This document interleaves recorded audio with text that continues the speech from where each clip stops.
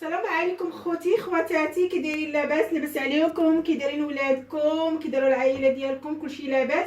اليوم غادي نقدم لكم واحد السوب، ماشي الشوربه، السوب يعني مطحونه. عندي حبات بصله، عندي الخضر لي بروكولي، عندي معاها كاروت او الجزر او زروديه بالجزائريه، وعندي سلري هو الكرافس بالعربيه.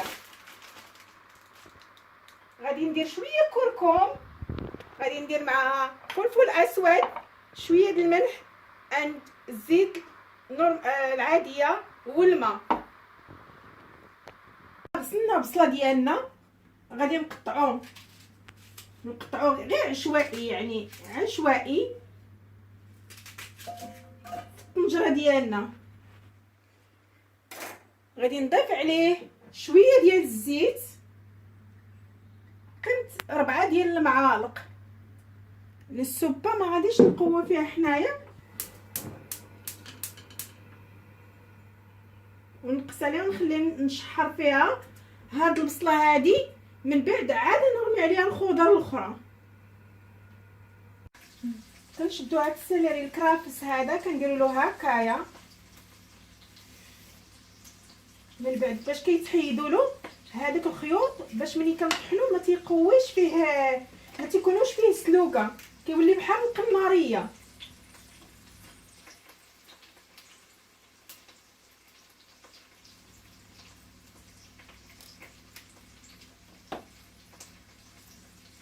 تنكمل اخوتي ونرجع معاكم. من بعد ما غسلنا هادشي كامل، غادي نزيدو على هذيك البصله اللي تحمرات لينا عشوائيا، ما غاديش نقطعوهم ولا شي حاجه.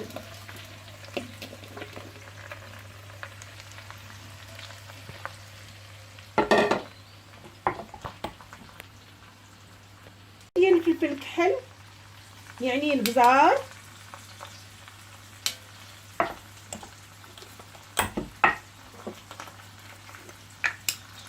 غندير شويه ديال الكركم،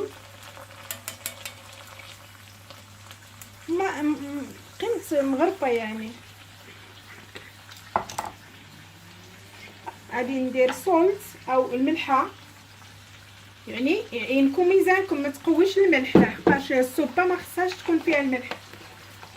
من بعد غادي ندير الماء الكافي، بقى غنزيد شويه.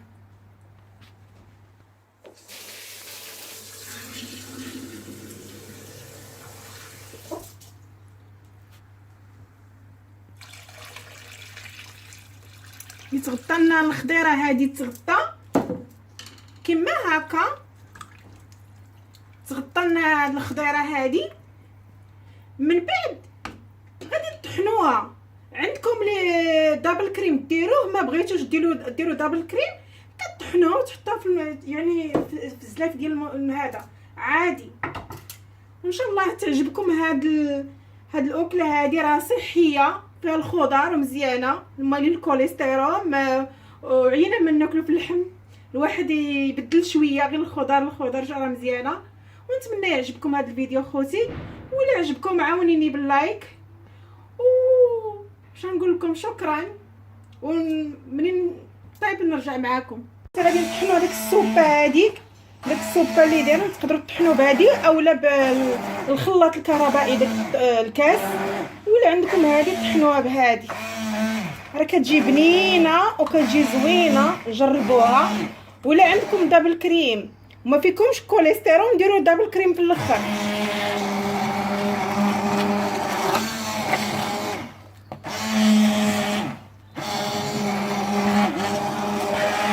نكمل اخوتي ونرجع معاكم. دابا هذه هي الشوربه، هذه هي السوبه اللي صوبنا اخوتي، هاكي كتجي هايليك.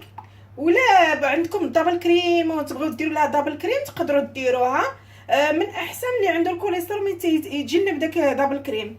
وان شاء الله تشربوها بالهنا، وباش ما بغيتو اخوتي، وراه كتجي زوينه، يعني كتجي بنينه بزاف. وشكرا اخوتي على المشاهده، وكنتمنى لكم ان شاء الله صحه والعافيه. وشكرا اخوتي على كل شيء. يلا يخطيكم، مع السلامه.